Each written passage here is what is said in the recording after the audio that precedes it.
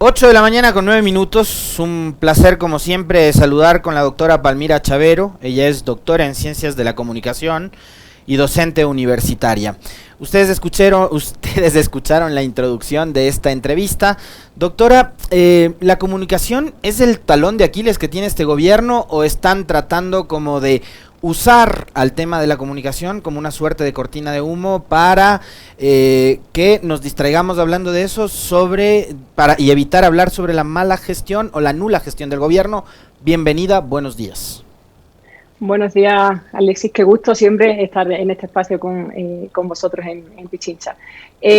A ver, en efecto, la comunicación, digamos, puede ser uno de los problemas que tiene el gobierno, pero no es el problema principal que tiene el gobierno y, por supuesto, no es el problema que solucione, o sea, no es el problema a solucionar para la ciudadanía, ¿no? La ciudadanía tiene problemas reales. Y en efecto hay dos cosas aquí. Uno, el hecho de que este gobierno continúa en realidad es una práctica que ya implementó el gobierno anterior, el gobierno de Lenín Moreno, de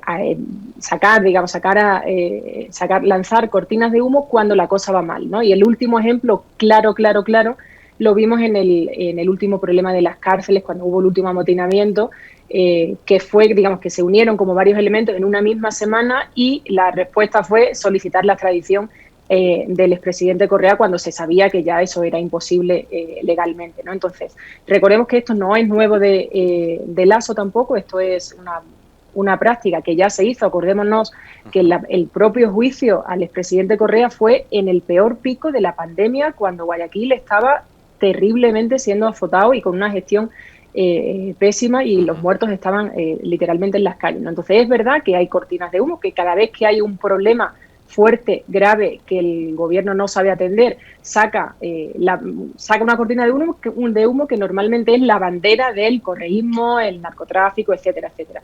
Y después, por otro lado, que es lo más fuerte, digamos, en términos de comunicación, que es esta disonancia que hay entre lo que se dice en el discurso oficial y lo que la gente vive en el día a día, ¿no? Que se construye de distintas maneras. Pero hay una diferencia muy fuerte, y si nos centramos solo en el discurso del 24 de mayo, había una idea fuerza dentro del gobierno, dentro del discurso del gobierno del 24 de mayo, había una idea fuerza que la idea en sí misma era buena, o sea, comunicacionalmente la idea era buena, era potente, que es la idea de necesitamos un año para poner la casa en orden, para arreglarlo todo y ya después, o sea, un año de sacrificio y después todo va bien. Digamos, si nosotros extraemos todo y objetivamente sacamos el contexto, objetivamente miramos solo esa idea, en materia comunicacional esa idea es buena.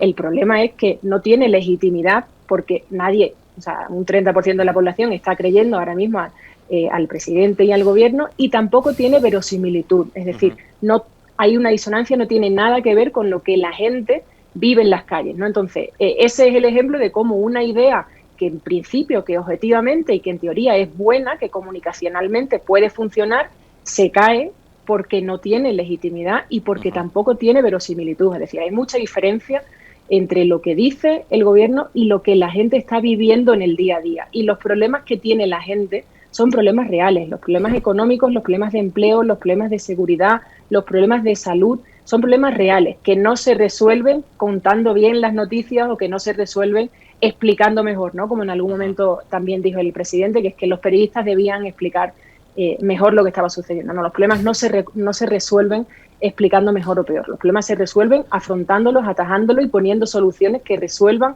esos problemas que son reales y que afectan a la población día a día. Y tampoco se resuelven ocultando los problemas como lo sugería el otro día un periodista, ¿no? O sea, no pongan el 40% de la parrilla en noticieros Crónica Roja, pongan el 10 nomás, o sea, no...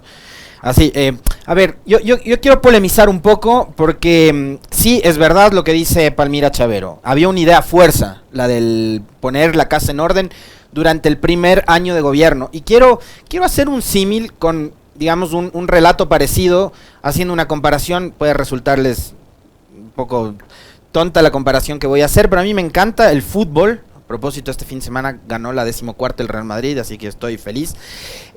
Cuando Ecuador clasifica por primera vez al Mundial, obvio, íbamos por primera vez a un Mundial de fútbol, ¿ya? El entrenador de esa época, querida Palmira, y quienes nos ven y nos escuchan, el Bolillo Gómez dijo: vamos a Japón, Corea, a aprender. Claro, era la primera vez que íbamos a un mundial de fútbol. Antes habíamos jugado Copa América, los torneitos de acá en el continente y demás, pero era la primera vez que íbamos a un mundial de fútbol. Y ahí dijo Bolillo Gómez, vamos a aprender. El presidente Lasso dijo algo parecido la semana anterior, después del discurso del 24 de mayo. Este año nos ha servido para aprender, pero el problema es que él no es ni entrenador de fútbol, que este país no es una selección de fútbol, ni de básquetbol, ni de ningún otro deporte, es el Ecuador, hay 18 millones de almas en juego, y después, él ha estado en el Mundial de Fútbol durante 10 años, fue 3 veces candidato presidencial, perdió en 2, ganó a la tercera. Uno entendía que sabía lo que se iba a enfrentar, como para que nos venga a decir, el primer año estoy aprendiendo recién lo que es gobernar un país, porque además esta misma gente fue la que nos dijo, como construyen esos relatos, que antes nos habían gobernado personajes que no habían administrado ni siquiera una tienda de barrio. Entonces ahora viene y resulta que nos gobierna el dueño de uno de los bancos más grandes del país, y el país está como está, con inseguridad, con desempleo, con pobreza, con muertes, con sangre, con coches bomba, con narcotráfico, etcétera, etcétera, doctora. Efectivamente, aquí hay varios elementos y siguiendo con tu ejemplo futbolero, aunque no vamos a estar de acuerdo en la final de la Champions, pero bueno, continuando con tu ejemplo, el problema, uno de los problemas es que el presidente llevaba entrenando mucho tiempo, preparándose específicamente para este Mundial. Y de hecho, una de sus propuestas y de sus ideas también durante la campaña era en los 100 primeros minutos nosotros vamos a resolver todos los problemas, ¿no? Es decir, estaba dando y construyeron, en la campaña se construyó desde su equipo, se trabajó y se construyó esta idea de es una persona experta, es una persona capacitada, es una persona entrenada, ¿no? Siguiendo un poco el símil. Y lo que estamos viendo es que no es así. Pero ahí hay dos cosas que son preocupantes. No solo que no es así, sino otros dos elementos. El primero es que no es lo mismo gestionar un banco, gestionar una empresa privada, por grande que sea, que gestionar un país. No es lo mismo el espacio privado que el espacio público. Y no solo porque hay 18 millones de personas, sino por todo lo que supone el trabajo con lo público, ¿no? Y por otro lado, si nos damos cuenta, si analizamos un poco el discurso y la actitud que está teniendo el presidente, está teniendo una actitud, por un lado, paternalista, pero por otro lado también prepotente. Si nosotros nos fijamos bien en el discurso del otro día, había un paternalismo, ¿no? Cuando decía que los problemas del agro los iba a solucionar con cariño y con amor. O sea, un presidente de la República no puede, está ahí para garantizar derechos, para generar condiciones de trabajo, condiciones de vida digna, no puede gobernar, digamos, con cariño y amor, tiene que gobernar con medidas, con políticas de derechos, etcétera, etcétera. Y por otro lado, esta actitud prepotente que encuadra mucho con esta idea que decíamos antes de cómo comunican, ¿no? Y de cómo están lanzando las ideas. Es decir, ¿por qué digo esta idea prepotente? Porque trataba a la gente en el discurso, y esto coincidía incluso con la presidenta de la Asamblea, con Guadalupe Llori, trataba a la gente como si la gente no supiese, como si la gente fuese, con perdón por lo que voy a decir, pero como si la gente fuese tonta. O sea, en algún momento llegó a decir, yo no tengo por qué dar explicaciones. O decía, bueno, quien no me crea que vaya a buscar los datos. O estas muletillas de, sí, confías en mí, tenés fe, tal. O sea, este tipo de actitud prepotente con la que intenta saldar un poco y reducir un poco la visibilidad o invisibilizar esta falta de preparación que está demostrando, por lo menos para lo público, ¿no? Insisto, hay que hacer fuerza en esa diferencia. Una cosa es que seas un buen empresario, bueno o mal empresario, eso no nos corresponde a nosotros analizarlo, y otra cosa es que seas un buen o mal gestor de lo público. No es lo mismo gestionar una empresa que gestionar un Estado. Entonces, esa falta de entrenamiento, digamos, o esa pérdida del Mundial significaría en este caso las vidas de las personas, las pérdidas de empleo, la salud, etcétera, etcétera, todos los problemas que ya conocemos, y lo intenta esconder un poco, lo intenta disimular un poco con esta actitud de intento de firmeza, ¿no? Pero es esta idea de con los débiles soy fuerte, pero con los que tengo que ser fuerte soy condescendiente, ¿no? Entonces esta actitud de estar por encima de los individuos y de tratar a la ciudadanía como si la ciudadanía no fuese consciente de la realidad, de lo que se está viendo, de los problemas que estamos viviendo, y como si él no tuviese que dar explicaciones, ¿no? Fue muy, muy llamativo hubo muchas expresiones llamativas, ¿no? Pero esta de yo no tengo por qué dar explicaciones, yo no les debo explicaciones, ¿cómo así no le debe explicaciones el primer servidor público de una nación? Y después la otra, que incluso se atrevía a decir esta cosa del banco, perdón que le interrumpa, doctora, perdón que le interrumpa. Esto que usted acaba de señalar, yo no le había puesto atención. O sea, es un golazo suyo el hacer énfasis y recalcar esto que ha dicho el presidente, me parece una locura. ¿Por qué? Porque antes tuvimos 10 años un tipo que le rendía cuentas a la ciudadanía todos los sábados. Y resulta que ahora viene un gobernante y nos dice, vayan y busquen las cifras. Y además no solo eso, Alexis, que sí, es importante la cultura y la tradición de rendición de cuentas, pero no solo es que se haya rendido cuentas semanalmente, es que la propia LOTAIP, la Ley Orgánica de Transparencia y Acceso a la Información Pública, obliga a todas las instituciones públicas a dar la información, no a esperar que me la soliciten. O sea, no es solo una cuestión de tradición y de coherencia pública, digamos, es que la propia ley de la LOTAIP, que es previa incluso, te obliga a eso como institución pública. Además, es que es una cuestión también de servicio público. O sea, obviamente que tienes que rendir cuentas a toda la ciudadanía. Doctora, a ver, esto pasa porque no hay una estrategia integral en tema de comunicación. Y a mí me llama la atención algo, porque Guillermo Lasso fue un candidato que, digamos, después de haber hecho una campaña en primera vuelta bastante mala, tanto es así que casi se queda por fuera de la segunda vuelta. En la segunda vuelta, cuando ya se dan los resultados de Arauz primero, Lasso segundo, va a la segunda vuelta. En la segunda vuelta, su equipo de comunicación, que él lo rearma, lo reconfigura, le diseña una estrategia que es bastante eficiente. Y obvio, ganan las elecciones con un candidato además súper disciplinado, ¿no? Entonces, sí me parece extraño que ahora, y en el ejercicio del poder, le resulte más complicado comunicar, pero ahí le quiero citar algo que suelen repetir siempre los estrategas, y es, si no hay gestión, simplemente no hay comunicación. Entonces, si no se están haciendo cosas, si no hay obras, si no hay nada que comunicar, ¿qué comunicamos?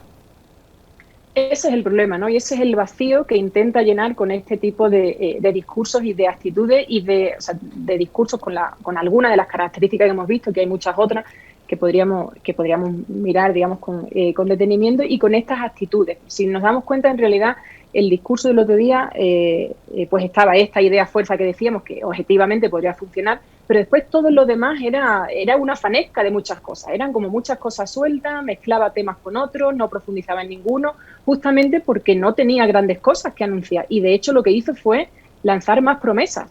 Es decir, un informe de rendición de cuentas y obviamente de apuntalamiento de políticas también, de un gobierno es normal, pero un informe a la nación no puede ser un informe de promesas que van a suceder como si fuese candidato todavía. Y muchas de las características del discurso todavía parece que es candidato.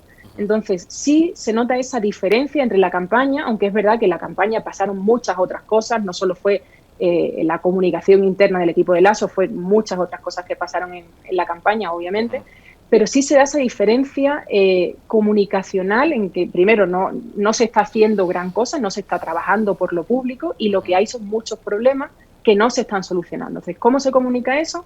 Intenta llenar este vacío con estas actitudes, digamos, más prepotentes, más paternalistas. Si te das cuenta, también hubo otra idea que también se deslizó mucho, que fue la idea del individuo, es decir, redujo totalmente el peso del Estado, tuvo varias frases del heroísmo individual, las batallas individuales, la épica individual, con esta idea también de la comparación con los héroes de la batalla de Pichincha, etcétera.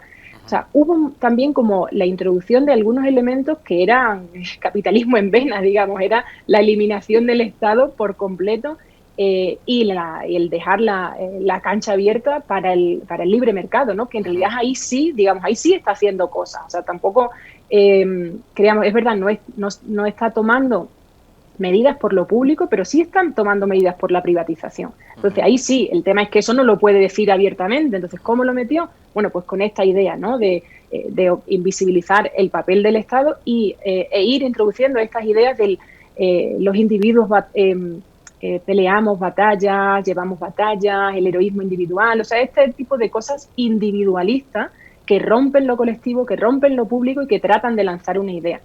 Y esto es muy coherente, o sea, toda esta ausencia de ciertos aspectos comunicacionales es muy coherente también con el propio ejercicio del gobierno, es decir, con el excesivo peso que está tomando el propio presidente. Si nos damos cuenta, el vicepresidente no se le ha visto prácticamente este primer año. O sea, ha estado casi totalmente ausente. Más allá de la boda, poco se le ha conocido. Incluso los ministros, si nosotros hiciésemos una encuesta en la calle ahora mismo, la gente no conoce quiénes son los ministros.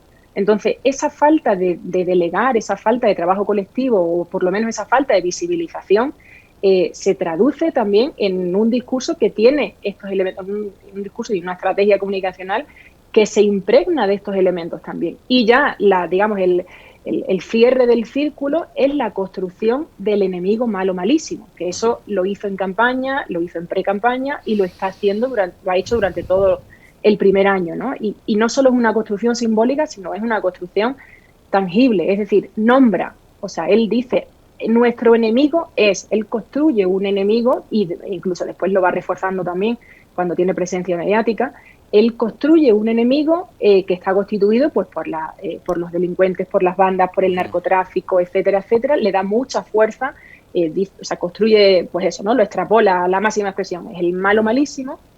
Y ojo con esto, porque estoy pensando un poco ya en el contexto de los próximos años, ojo con esto, porque aquí lo que se está fraguando en términos comunicacionales es un intento de lo que llamamos efecto priming, es decir, esta asociación en la esfera pública de un protagonista con unas características, con unos atributos, ¿no? En este caso, ¿qué está trabajando el gobierno de Lasso? Y obviamente también con el apoyo de otros actores, ¿no?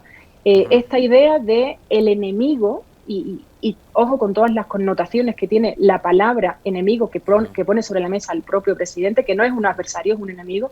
El enemigo es el narcotráfico, el enemigo son los terroristas.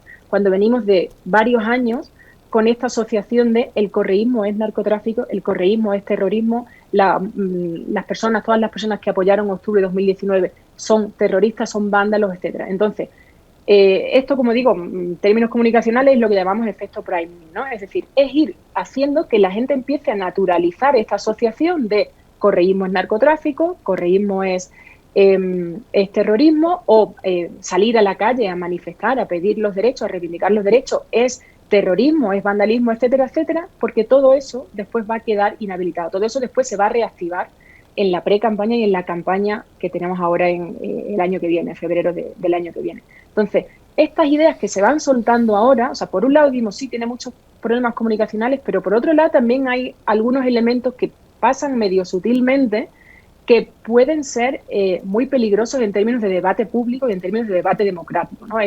Ir fortaleciendo esta asociación entre el narcotráfico y el terrorismo con ciertos actores políticos y elevarlos a la categoría de enemigo no es una cuestión casual.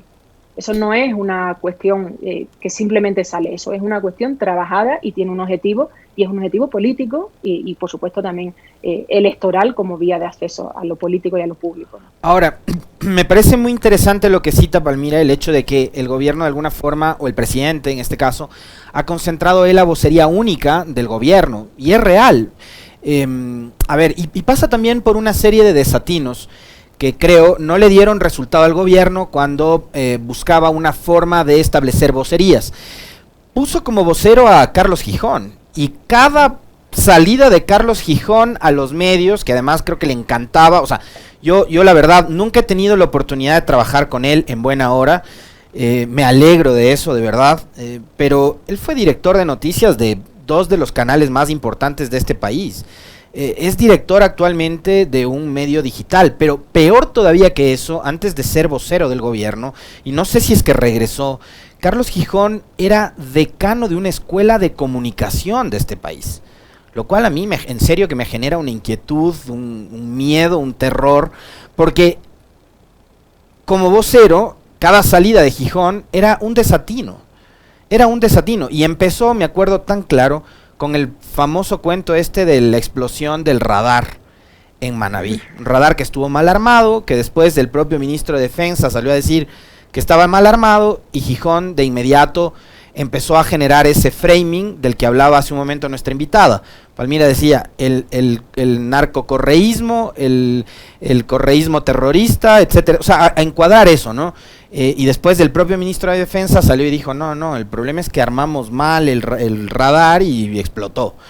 Entonces, al gobierno tampoco le ha dado resultado las vocerías, Palmira, y eso, digamos, pasa por dónde, pasa por no elegir bien a los funcionarios que se van a encargar de hacer esa vocería, o pasa porque la vocería también sale sin ningún tipo de estrategia. O sea, era de verdad, o sea, yo no recuerdo una rueda de prensa de Carlos Gijón en la que haya salido avanti el hombre. O sea, en cada una cometía hierros, en cada una hablaba generalidades, nunca había datos, nunca había cifras, eran sus opiniones, y un vocero oficial, o sea, desde todo punto de vista, no está para dar opiniones, sino para informar sobre lo que está haciendo el gobierno, la gestión, etcétera. Pero el hombre seguía siendo el analista al que invitaban a espacios como este. Entonces, me parece que tampoco ha sido asertivo el gobierno a la hora de elegir quienes puedan ser sus voceros. Sí, y ahí vemos otra vez esta idea del entrenamiento que decíamos antes, ¿no? Que a pesar de llevar 12 años entrenando y preparándose para el Mundial, resulta que llega al Mundial y uno no sabe. Probablemente aquí hay un poco de las dos cosas, de falta de preparación. También es verdad que cada aspecto de la comunicación es distinto. Que seas un buen profesor un buen docente no significa que seas un buen investigador, que seas un buen investigador no significa que seas un buen vocero, y que seas un buen vocero no significa que seas un buen estratega. O sea, es verdad que a veces pensamos que cualquiera puede hacer de todo y no es así, ¿no? Y probablemente hay un poco de eso, pero también probablemente hay un poco de falta de visión, no solo de falta de estrategia, sino de falta de visión o de falta de confianza profesional del propio presidente. Pero además de eso, yo creo que también hay un elemento con el que quizás el presidente o el gobierno no supieron medir bien o no supieron valorar bien, que es que probablemente el presidente creyó que solucionando la vacuna, o sea, con el proceso de implementación de la vacunación, ya estaba todo resuelto, que eso le iba a dar un año de oxígeno para hacer lo que quisiese y que los errores no iban a verse o que no se iba a notar, que bueno, que al final es verdad que los errores, algunos errores, digamos, los errores comunicacionales y tal, pueden ser un poco efímeros, que a veces, bueno, pues aguantas la tormenta, pasas un poco la tormenta con los memes y tal en las redes diciendo que te has equivocado, pero bueno, ya está, pues pasa. Y yo creo que él sobrevaloró el tema de la vacuna.